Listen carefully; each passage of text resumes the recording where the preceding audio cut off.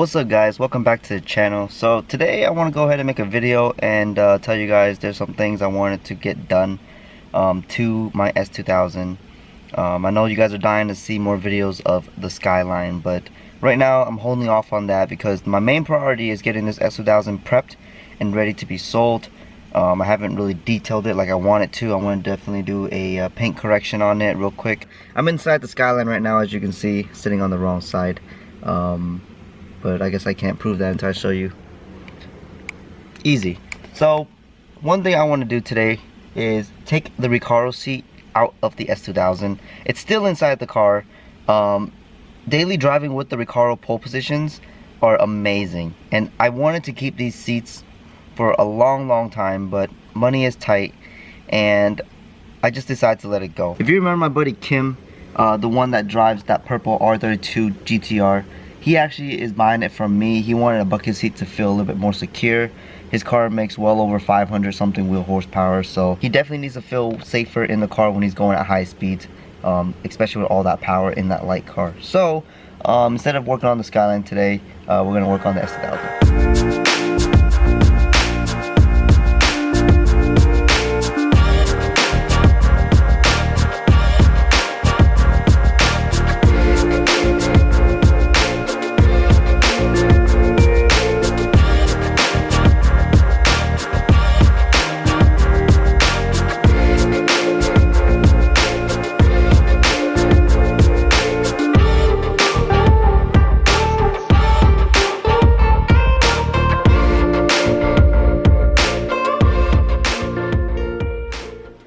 Alright, as you can see, the seat is still in here because this is a two-tone black and red interior.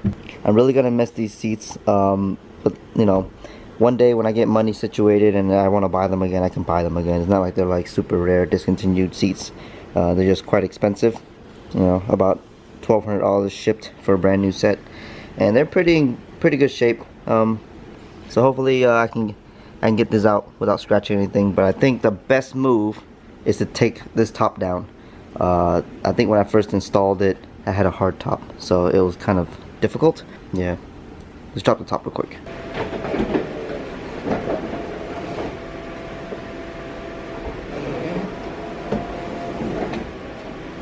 Alright, now that I got the top down, it's going to be a lot easier to get the seat out. All I have to do is unbolt the 4 bolts and then just lift it out of the car and over. So I won't be worried about scratching the plastic, the door jams. None of that will be an issue. So I'm gonna go ahead and take this out real quick, and just hopefully this goes very smoothly.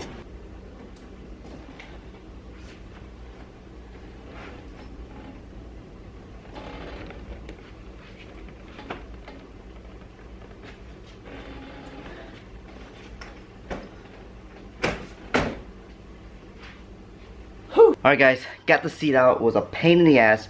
So one thing to know about certain seat rails in my position, it was the buddy clubs. There are 2 separate rails that hold the seat together that bolts to the bottom. Since they don't have really a lot of support besides the seat itself, it kind of like lopsided like a V. So when I had it installed in here, I could never adjust the seat. Once I bolted it in, I knew like wherever it was comfortable for me, that was it. I could never adjusted it, and the actual seat belt got really snugged against the tunnel. So that kind of sucked. I could never get my finger in there to take it out anyway. But future advice, get Recaro or Bride seat rails for your S2000 or any small car like this. It's just going to save you time. It's perfectly square, so depending how you mount it to the car, you should have access or accessibility to slide the rails back and forth. Buddy Club, they do the job, but I just don't recommend it. Maybe if I tweaked it a little bit better, I won't have that issue with it sticking all the time. But I'm just glad that came out smoothly. And where'd it go? Oh, there it is. I'm actually hella tired right now, and I don't feel like putting the OEM seat back in, but I'm just glad I was able to get one thing done on this car so far. So yeah, here it is, the interior. Pretty nice, pretty clean. You know, this car is 18 years old, maybe 19 if you want to consider when it first got assembled back in 2000, because it is a 2001. For the most part, car is well maintained. Condition is nice. One thing I always like to tell people when you buy cars, used cars, look at the body gap. If that gap is gorgeous all the way down, More than likely this car was never taken apart or an accident. Just look at the gap, make sure it's even, you know, even for the trunk. You can see right here the gap is really nice and even. That's just, I mean, the rear bumper, something wrong with it. It just looks kind of funky. But I did mention when I bought the car, this bumper didn't have a VIN number on it. One thing to note, if you guys are looking for used S2000s and you want a clean one, check every single panel. Every single panel on the car should have a VIN number that matches the car. So on the doors, on the fenders, on the hood, the bumpers, front and back, and the trunk. So it's about 9, I think, total. 1, 2, 3, 4, 5. All right, 8.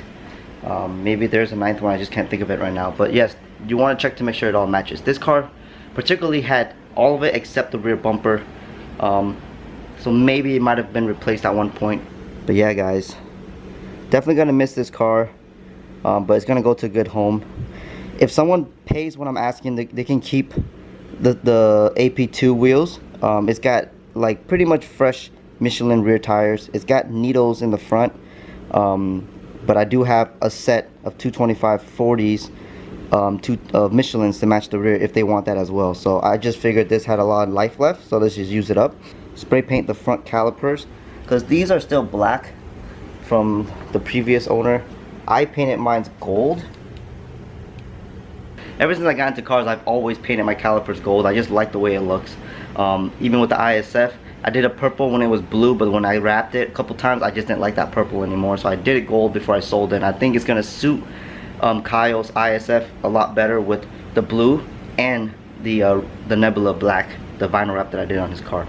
So eventually I'll probably end up doing it with the Skyline as well. The Skyline's calipers are red right now, but we can get into that in another video. Just trying to make it really nice for the buyer. So there you go. I was gonna make this video a little bit longer, but I'm just gonna end it today really early. It's super hot in the garage. Summer is upon us. I'm very sore from the gym the other day, so I can barely walk and do stuff. I literally was struggling to do the seat. That's why I didn't record it. I didn't want to look stupid in front of you guys. But stay tuned for tomorrow's video. Let's try to do this daily vlog thing, even if it's a small little thing. I'm gonna try to make videos every day with something related to either one of these cars and keep you guys updated on it. Definitely gonna miss this car, but I know damn well most of you guys are gonna be excited about this car. So stay tuned for that. We're gonna do something tomorrow too. I just don't know what yet. It might be something on this car, but more than likely I might introduce some new stuff to this car. Hit the like button, comment, subscribe, share it with your friends. I haven't said like, comment, subscribe in a long time, and I guess the reason why I don't, because I just forgot. But that's something I used to say all the time, so yes, do it. Like, comment, subscribe. If you're a new time viewer, please subscribe. If you're enjoying these contents, if you're excited for the channel, please leave a comment. And everyone else, please be patient. You know, I don't want to rush into everything right away in one video. I want to take my time with it, and hopefully you guys are gonna jump along this bus and enjoy the journey, because this channel, it might be kind of fun once I get the ball rolling on the Nissan R34. So stay tuned. I'll see you guys tomorrow. Peace.